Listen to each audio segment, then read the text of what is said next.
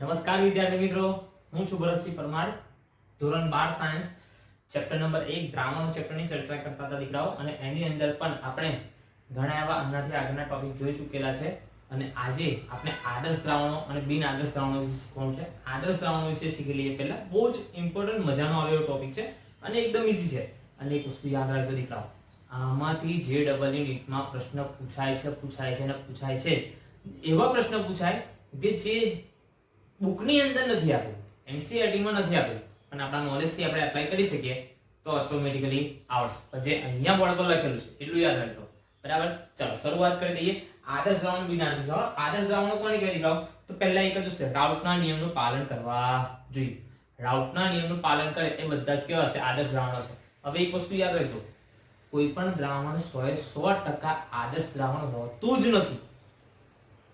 આ વસ્તુ ખાસ યાદ રાખજો દીકરાઓ કે કોઈ પણ દ્રાવણ હોય એ 100% આદર્શ દ્રાવણ કોઈ દિવસ શક્ય નથી. હા, એવું હોઈ શકે કે ભાઈ 90% 70% એની નજીકમાં હોઈ શકે. એ અમુક ટેમ્પરેચર કે અમુક દબાણ કે અમુક તાપમાને હોય, અમુક કન્ડિશનની અંદર, અમુક દબાણ કે કન્ડિશનની અંદર એ એટલું શો અપ કરી શકે. પણ 100% આદર્શ દ્રાવણ કોઈ દિવસ પોસિબલ છે નહીં. આદર્શ પરિવાર, બરાબર, કોઈ દિવસ પોસિબલ હોય ના હોય દીકરાઓ. બરાબર, તો એ જ વસ્તુ કે આદર્શ દ્રાવણ શક્ય નથી. એટલે એ વસ્તુ યાદ રાખજો કે નજીકનું હશે એ વસ્તુ મગજમાં ક્લિયર રાખજો. 100% હોય ના. બરાબર, ચાલો. રાઉટના નિયમનું પાલન કરે એમને કહેવાય આદર્શ દ્રાવણ. ખાસ વસ્તુ. બીજી વસ્તુ કહેવાય કે delta H is equal to 0. આ પણ કન્ડિશન ફૂલફિલ થવી જોઈએ. Delta H is equal to 0. Delta V is equal to 0. આ પણ બહુ મહત્વનું છે દીકરાઓ. Delta V is equal to 0. Delta H એટલે શું થશે કે જે એન્થાલ્પી ફેરફાર છે દીકરાઓ. બરાબર, આપણને ખબર છે કે નિપજો માઈનસ પ્રક્રિયકોની એન્થાલ્પી. એનો જવાબ કેટલો આવવો જોઈએ? 0. નિપજોની એન્થાલ્પી માઈનસ પ્રક્રિયકોની એન્થાલ્પી. બરાબર, તો એનો જવાબ કેટલો આવવો જોઈએ? 0. એટલે એનો તફાવત કેટલો થઈ છે તમારો? 0. કદની વાત કરીએ, delta V is equal to 0. કેવી રીતે? માની લો કે તમારી પાસે કોઈ એક ઘટક લીધો છે. તમે કોઈ એક ઘટક લીધો, એ તમે 100 ml લીધો છે અને બીજો એક ઘટક લીધેલો છે એ 70 ml લીધેલ છે. ટોટલ તમે કરો, પ્રક્રિયકો બંને ટોટલ કરો તો કેટલું થાય? 170 ml થશે. 100 ml છે અને 70 ml, તો બંને ટોટલ કેટલું થાય? 170 ml થશે. બરાબર, તો જ્યારે નિપજો તરફ તમે જ્યારે જોવા જાઓ ત્યારે પણ કેટલું થવું જોઈએ? 170 ml થવું જોઈએ. આ વસ્તુ દીકરાઓ ખાસ યાદ રાખજો.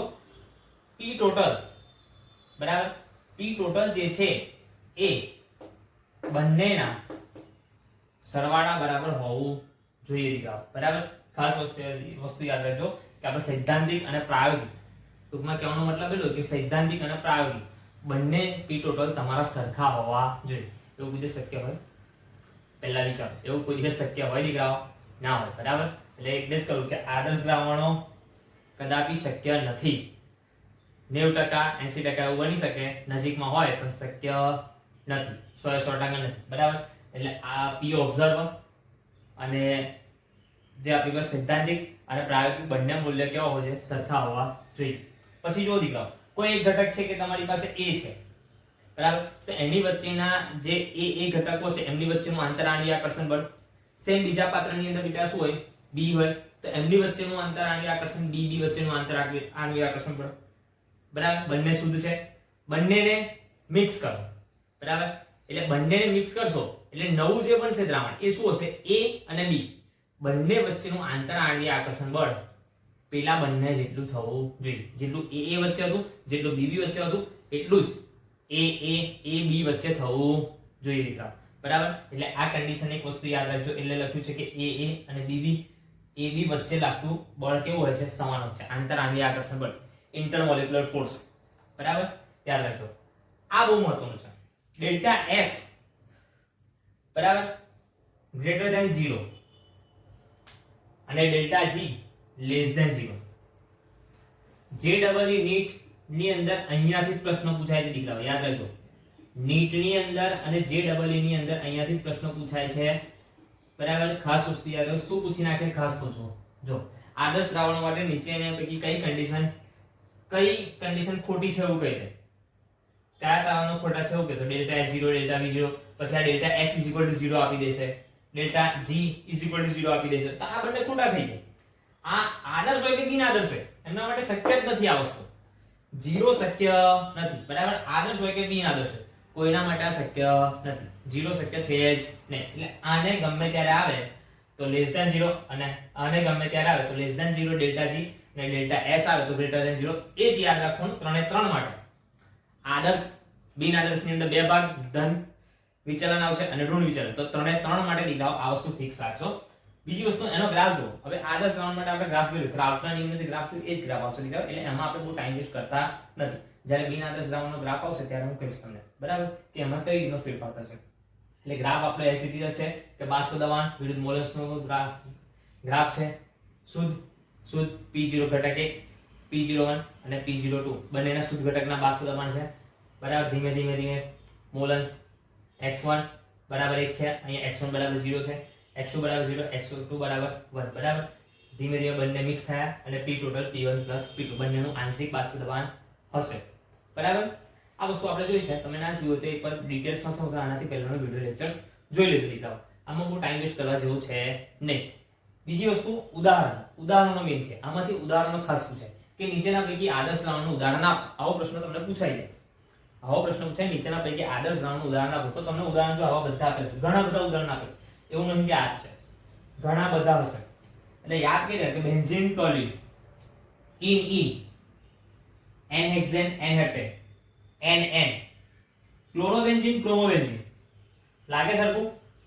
ઇથાઇલ ક્લોરાઇડ ઇથાઇલ બ્રોમાઇડ, આને બીજી રીતે બુકમાં ક્લોરોઇથેન અને બ્રોમોઇથેન એવી રીતે પણ લખેલું છે, એટલે એ પણ યાદ રાખજો. n-butyl bromide n-butyl fluoride, બરાબર. n-butyl bromide n-butyl fluoride, I બરાબર. પછી અહીંયા જો ઇથાઇલ ક્લોરાઇડ ઇથાઇલ બ્રોમાઇડ સરખું છે. ક્લોરોબેન્ઝીન બ્રોમેન્ઝીન, બરાબર. પાછળનું જે પ્રોનાઉન્સિએશન આવે છે ને એને દીકરાઓ પકડજો, એટલે તમને ઉદાહરણ યાદ રાખવામાં તકલીફ પડે નહીં.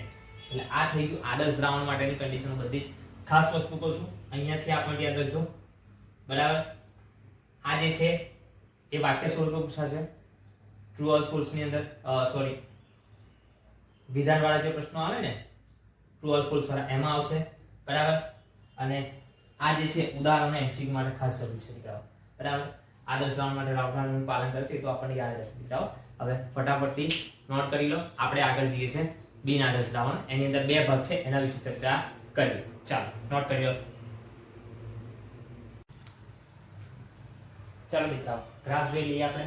ગ્રાફની અંદર આપણને બહુ ઈઝી છે, ધન વિચલન અને ઋણ વિચલન બંનેના મેં ગ્રાફ દર્શાવ્યા છે આદર્શ દ્રાવણ માટે. ઋણ જ્યારે ધન વિચલન બિનઆદર્શ માટે દર્શાવવું છે ત્યારે શું કરવું દીકરા? તો જો આપણી પાસે P01 અને P02 બંને કેવા થાય છે? વધી જાય છે, બરાબર. એટલે આપણે એનું જે પ્રાયોગિક મૂલ્ય હશે એ કેવું બતાવીશું? વધારે બતાવીશું. તો P ટોટલ પણ કેવું થશે દીકરાઓ? વધી જશે. સેમ એઝ ઇટ ઇઝ શું કરવાનું છે? અહીંયા જે છે એ તમારું P01 ને P02 શું થાય છે? ઘટેલું બતાવે છે, સૈદ્ધાંતિક કરતા ઓછું બતાવે છે દીકરાઓ. તો પ્રાયોગિક ટોટલ જે આવવાનું એ પણ કેવું થવાનું દીકરાઓ? ઘટી જશે. આટલી વસ્તુ મગજમાં ક્લિયર રાખજો. આ રીતનો તમારો ગ્રાફ આવશે. એના ઉદાહરણ બહુ ઇમ્પોર્ટન્ટ છે. એસીટોન પ્લસ ઇથેનોલ ધન વિચલન માટે, acetone plus carbon disulphide, CCl4 toluene, CCl4 CaCl, CCl4 CH3CH. એક વસ્તુ યાદ રાખજો દીકરાઓ કે જ્યારે CCl4 આવે ને એટલે સમજીને લખી દેવાનું કે ધન વિચલન, પૂછ્યા વગર, કોઈને વિચારવાનું નથી, બરાબર. પછી એસીટોન પ્લસ ટોલ્યુઇન, જો ત્યાં ઇથેનોલ છે પણ અહીંયા છે ને ટોલ્યુઇન છે. એસીટોન પ્લસ ક્લોરોફોર્મ છે, જો ધ્યાનથી. પછી Ca3CH, H2O HNO3, H2O HCl. આ ત્રણ એસિડ છે, જો ધ્યાનથી, બરાબર. એટલે એસિડ જ્યારે આવે ને, એસિડ આવે ને દીકરા, એસિડમાં કોઈ પણ સોલ્યુશન હોય એટલે સમજો કે ઋણ વિચલન. એસિડમાં કોઈ પણ દેખાય એટલે ઋણ વિચલન, બરાબર. યાદ રાખજો, એસિડ ની અંદર કોઈ પણ દેખાય એટલે ઋણ વિચલન, અને એસિડ પ્લસ પાણી હોય તો પણ ઋણ વિચલન. એસિડમાં કોઈ પણ સોલ્યુશન હોય એ ઋણ વિચલન, અને એસિડમાં પાણી હોય એ પણ ઋણ વિચલન. અને CCl4 જ્યારે પણ દેખાય એટલે બધા કેવા આપી દેવાના? ધન વિચલન આપી દેવાના. આ રીતના યાદ રાખજો તો ઈઝી રહેશે. ઓકે. અને મેઇન વસ્તુ આ HNO3 વાળું જે છે ને દીકરાઓ, એઝોટ્રોપ પરથી એક પ્રશ્ન પૂછાયેલો છે નીટ ની અંદર મહત્વનો, એટલે એને પણ દીકરાઓ યાદ રાખવાનો છે. ફટાફટ આપણે એઝોટ્રોપ તરફ જઈશું હવે, બરાબર. આ વસ્તુ નોટ કરી લેજો.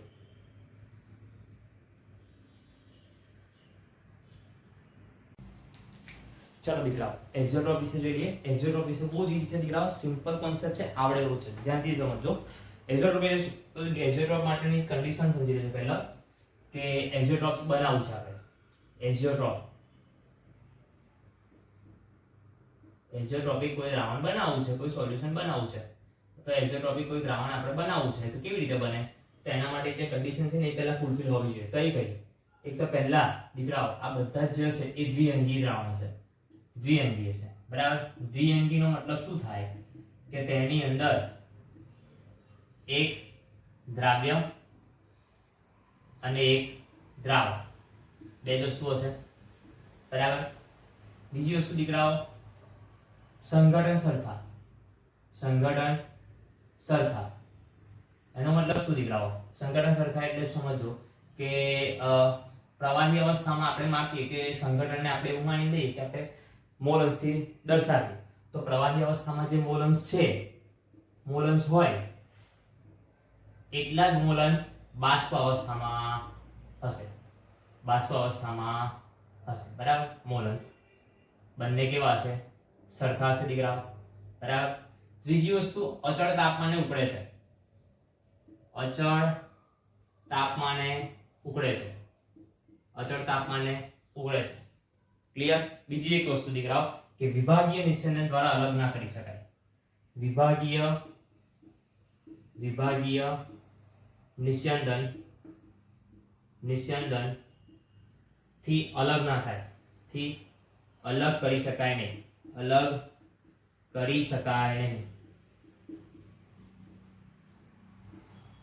આટલી વસ્તુ આવે દીકરાઓ એટલે તમારે સમજી જવાનું કે એઝિયોટ્રોપ ની વાત છે. એઝિયોટ્રોપિક ની આ ડેફિનેશન થાય. ડેફિનેશન આમાંથી બની જાય આરામથી કે દ્વિઅંગી દ્રાવણ છે. દ્વિઅંગીનો મતલબ શું થાય કે એક દ્રાવ્ય એક દ્રાવક હોય. સંઘટન સરખા, સંઘટન શબ્દ વાપર્યો છે એટલે સમજજો કે જે માપદંડ તમારું જે છે મોલન્સમાં, મોલાલિટીમાં કોઈ પણ પણ મેં અત્યારે મોલન્સ દે તો બાષ્પ અવસ્થામાં જે મોલન્સ હોય, જેટલા મોલન્સ હોય એટલા મોલન્સ ક્યાં હોય? પ્રવાહી અવસ્થામાં મોલન્સ હશે. બીજી વસ્તુ એક ચોક્કસ તાપમાને ઉકળે છે. એક ત્રીજી વસ્તુ ખાસ યાદ રાખજો કે તમારે એઝિયોટ્રોપ બનાવવું હોય ને તો બેટા એમાં પણ એક દ્રાવ્ય કેટલું લેવો અને દ્રાવક કેટલું લેવો એ પણ પહેલેથી નક્કી હોવું જોઈએ દીકરાઓ. એટલે આને પણ મગજમાં ક્લિયર રાખજો, બરાબર. સાચી વસ્તુ અચળ તાપમાને ઉકળે છે, ઓકે. વિભાગીય નિસ્યંદન દ્વારા અલગ ના કરી શકાય. આ વસ્તુ આપણે ધોરણ 11 ની અંદર કાર્બનિક રસાયણનું જે પહેલું ચેપ્ટર છે, બરાબર. કાર્બનિક રસાયણના પાયાના સિદ્ધાંતો એની અંદર આ વિભાગીય નિસ્યંદન પદ્ધતિ આવી ગઈ છે. તો ત્યાંથી તમે એક વખત વાંચી લેજો. ના ખબર પડે તો એક વખત મને મેસેજ કોઈ પણ રીતે કમેન્ટ્સમાં જણાવી દેજો, એટલે ઓટોમેટિક હું તમને શીખવાડી દઈશ. ચાલો, વિભાગીય નિસ્યંદન થઈ ગયું. આ ટોટલ બધી વાતો જે થઈ ગઈ કે એઝિયોટ્રોપ રચે છે આની આટલા ઇન્ફોર્મેશન. હવે એઝિયોટ્રોપ બે પ્રકારના હોય. કયા બે પ્રકાર? તો એક થાય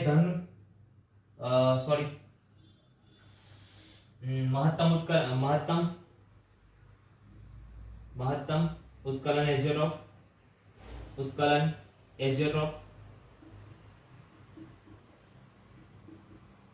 એઝિયોટ્રોપ અને બીજું છે ન્યૂનતમ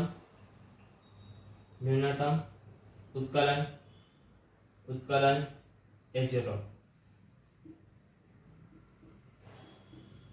બરાબર. મહત્તમ ઉત્કલન એઝિયોટ્રોપ અને ન્યૂનતમ ઉત્કલન એઝિયોટ્રોપ બંને વસ્તુ એકદમ ઈઝી છે. સિમ્પલ વસ્તુ કહી દો ઓટોમેટિકલી યાદ રહેશે. પહેલા આટલી ઇન્ફોર્મેશન નોટ કરી લો, ફટાફટથી સ્ક્રીનશોટ લેવો તો લઈ લો. હું રફ કરું છું. મહારાણા પ્રતાપ જેવી નોટ્સ આપણે બનાવીએ છીએ, બરાબર. એક કધાર કે ફિનિશ. ચાલો, બરાબર, જલ્દી.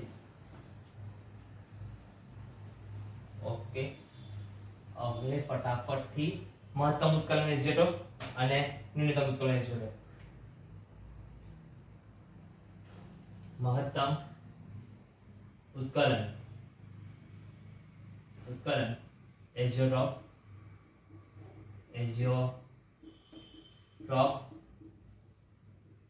અને અહીંયા ન્યૂનતમ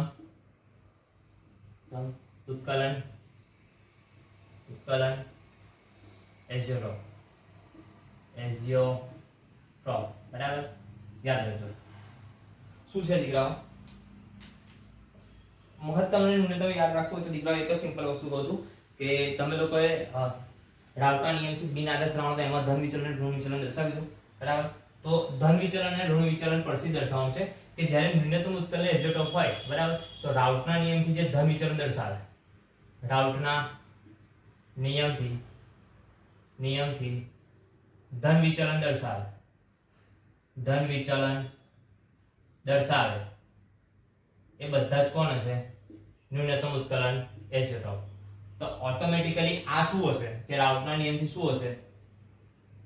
રાઉટના નિયમથી ઋણ વિચલન દર્શાવે તે જશે, ઋણ વિચલન દર્શાવે એ જશે બધા બરાબર. કેમ? એનું સિમ્પલ વસ્તુ કહું. આની અંદર આપણે શું શીખ્યા ધન વિચલનની અંદર કે એ અને બીવી બરાબર એક દ્રાવ્ય છે અને દ્રાવક છે, એ બંને કરતા આંતરઆણ્વીય આકર્ષણ બળ AB નું કેવું હોય? ઓછું હોય. તો જો આંતરઆણ્વીય આકર્ષણ બળ ઓછું હોય તો એકદમ જલ્દી તૂટશે, અને જલ્દી તૂટશે એટલે જલ્દી ઓછા તાપમાને છે ઉકળવાની શરૂઆત થઈ જશે. તો ઓછા તાપમાને ઉકળવું એટલે શું થાય? ન્યૂનતમ ઉત્કલન.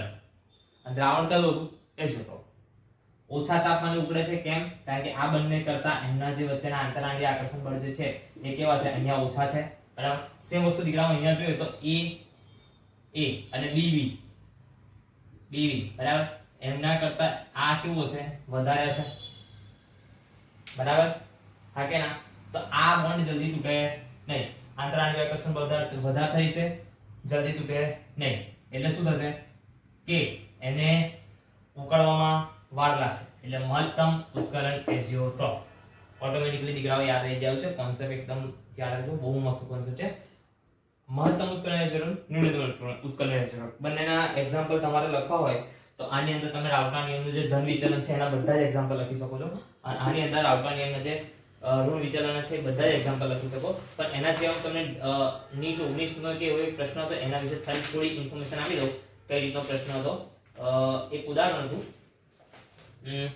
રાઉટના નિયમથી મહત્તમ ઉત્કલન એઝોટોપનું જે ઉદાહરણ છે એ પાણી